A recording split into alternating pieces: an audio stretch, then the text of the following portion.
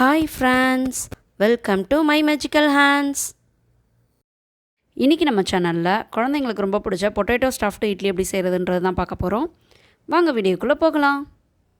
முதல்ல இதுக்கு தேவையான ஸ்டஃபிங் செய்யறது எப்படின்னு பார்த்தறலாம். அதுக்கு கொஞ்சமா எண்ணெய் கடாயில ஊத்திருக்கேன். அதில் தாளிக்கிறதுக்காக கடுகு, உளுந்தம்பருப்பு, பெருங்காயம், கருவேப்பிலை சேர்த்துருக்கேன்.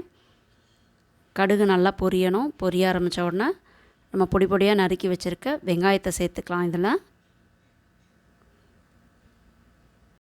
வெங்காயத்தை சேர்த்து நல்லா வதக்கிக்கலாம்.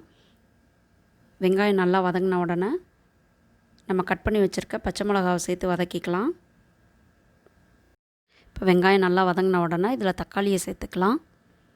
தேவையான அளவு உப்பும் சேர்த்துக்கலாம். சேர்த்து நல்லா வதக்கணும்.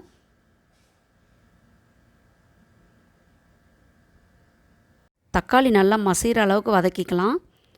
இந்த ஸ்டஃபிங்கோட டீட்டெயில் ரெசிபி வேணும்னா நம்ம சேனல்லையே ஆல்ரெடி கல்யாண வீட்டு உருளை பட்டாணி மசாலான்ற வீடியோ போட்டிருப்பேன். அதை ரெஃபர் பண்ணிக்கோங்க. தெரியாதவங்களுக்கு கீழே டிஸ்கிரிப்ஷன் பாக்ஸில் லிங்க் தரேன், போய் செக் பண்ணிக்கோங்க. இப்போது இதில் நம்ம வேக வச்ச பட்டாணியையும் உருளைக்கிழங்கையும் சேர்த்துக்கலாம். இதிலையே மஞ்சள் பொடி, மிளகாய் பொடி, தனியா பொடி, கரம் மசாலா எல்லாமே மிக்ஸ் பண்ணியிருக்கேன். ஸோ அதனால் அதை அப்படியே சேர்த்துக்கிறேன். சேர்த்து நல்லா இதை கிளறி விட்டுறலாம். நல்லா உருளைக்கிழங்கு நல்லா வெந்திருக்கணும். அப்போ தான் நீங்கள் நல்லா மசிக்க முடியும். இதை நல்லா மிக்ஸ் பண்ணி விட்டுக்கோங்க. இப்போ பாருங்கள், 5 மினிட்ஸ் கழித்து ஓப்பன் பண்ணி பார்க்குறேன். இங்கே பாருங்கள், நம்மளோட பட்டாணியும் உருளைக்கிழங்கும் நல்லா மசிஞ்சிருக்கு. நம்மளோட ஸ்டஃபிங் ரெடி ஆயிடுச்சு. இப்போ நான் 1.5 கப்பு மாவு எடுத்து வச்சுருக்கேன். 1 கப்பு ஸ்டஃபிங் எடுத்து வச்சுருக்கேன். கொஞ்சமாக நெய் எடுத்து வச்சுருக்கேன் இட்லி தட்டில் தடவுறதுக்காக. இந்த ஸ்டஃபிங்கை நம்ம நல்லா கையை வச்சு மசிச்சுக்கலாம். ஏன்னா உருளைக்கிழங்கும் பட்டாணியும் கொஞ்சம் பெருசு பெருசாக இருக்கு இல்லையா, இதை நல்லா ஆறின உடனே கையை வச்சு நல்லா மசிச்சு விட்டுக்கோங்க. நல்லா நைஸாக மசிச்சிடணும். பாருங்கள், இந்த அளவுக்கு மசிச்சுட்டு நல்லா ஃப்ளாட்டாக நம்ம கட்லெட்லாம் பண்ணுவோம் இல்லையா, அந்த ஷேப்புக்கு சின்ன சின்னதாக தட்டி வச்சுக்கோங்க. நீங்கள் உங்கள் இட்லி தட்டோட குழிக்கு ஏற்ற மாதிரி தட்டி வச்சுக்கோங்க. என்னோடது கொஞ்சம் சின்ன சின்ன குழி தான். ஸோ அதனால் நான் கொஞ்சம் சின்ன சின்னதாக தட்டியிருக்கேன். எனக்கு பாருங்கள் 8 வந்திருக்கு. இப்போ நம்மளோட ஸ்டஃபிங் ரெடியாக இருக்குது. இப்போ நான் இட்லி தட்டில் நெய் தடவி வச்சுருக்கேன். இதில் மாவு கொஞ்சம் கொஞ்சமாக சேர்த்துக்கலாம். ஏன்னா முதல்ல ஃபுல் மாவும் சேர்க்கக்கூடாது. நம்ம இட்லிக்கு சேர்ப்போம் இல்லையா, 1 கரண்டி மாவு சேர்ப்போன்னா இப்போ ஃபஸ்ட்டு 1/2 கரண்டி சேர்த்துக்கோங்க. இந்த மாதிரி எல்லா குழியிலையும் சேர்த்துக்கோங்க. அடுத்து அதுக்கு மேலே நம்ம எடுத்து வச்சுருக்க அந்த ஸ்டஃபிங்கை வச்சுக்கலாம். வச்சு லைட்டாக ப்ரெஸ் பண்ணி விடுங்க. அப்போ உங்களுக்கு அதை சுற்றிலும் மாவு வரும். ரொம்ப ப்ரெஸ் பண்ணிடாதீங்க, லைட்டாக ப்ரெஸ் பண்ணி விட்டிங்கன்னா போதும்.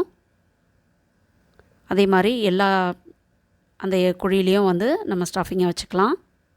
அடுத்து மாவு ஒரு ஸ்பூன் வச்சு இந்த மாதிரி ஊற்றிக்கோங்க. அந்த ஸ்டஃபிங் எல்லாத்தையும் கவர் பண்ணுற மாதிரி. ரொம்ப நிறைய ஊற்றிடாதீங்க, கம்மியாக ஊற்றுங்க மாவு. பட் எல்லா இடத்துலையும் படுற மாதிரி ஸ்ப்ரெட் பண்ணி விடுங்க. அதுக்கு நீங்கள் இந்த மாதிரி ஸ்பூன் வச்சுக்கிட்டிங்கன்னா ரொம்ப ஈஸியாக இருக்கும். இந்த மாதிரி எல்லா ஸ்டஃபிங்கையும் நம்ம கவர் பண்ணி எடுத்துக்கலாம். இப்போ பாருங்கள், ஒரு இட்லி பாத்திரத்தில் நான் தண்ணி ஊற்றி நல்லா கொதிக்க வச்சுருக்கேன். இப்போது நம்ம ஊற்றின இட்லியை அந்த பிளேட் எடுத்து உள்ளே வச்சிடலாம்.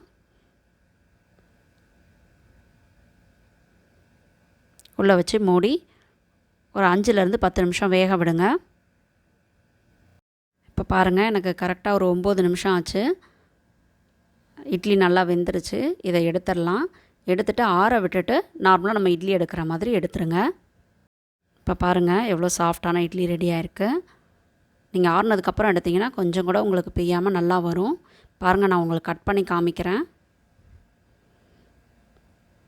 இங்கே பாருங்கள், ஸ்டஃபிங் நல்லா நடுவில் இருக்குது. சுற்றி இட்லி மாவு ஊற்றினால நமக்கு கரெக்டாக வெந்து நல்லா வந்திருக்கு.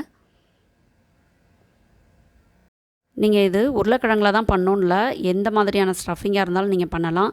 ஈவன் ஏதாவது பொரியல் மீதி ஆயிடுச்சுன்னா கூட அதில் பொட்டேட்டோ கொஞ்சோண்டு வேக வச்சு போட்டு பிணைஞ்சு இந்த மாதிரி பண்ணிவிட்டு நீங்கள் ஸ்டஃப் பண்ணி இட்லியாக ஊற்றலாம்.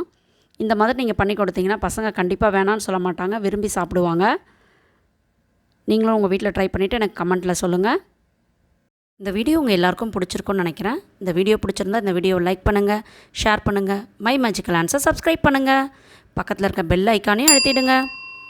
ஆரோக்கிய உணவு, ஆனந்த வாழ்வு. பாய் பாய்.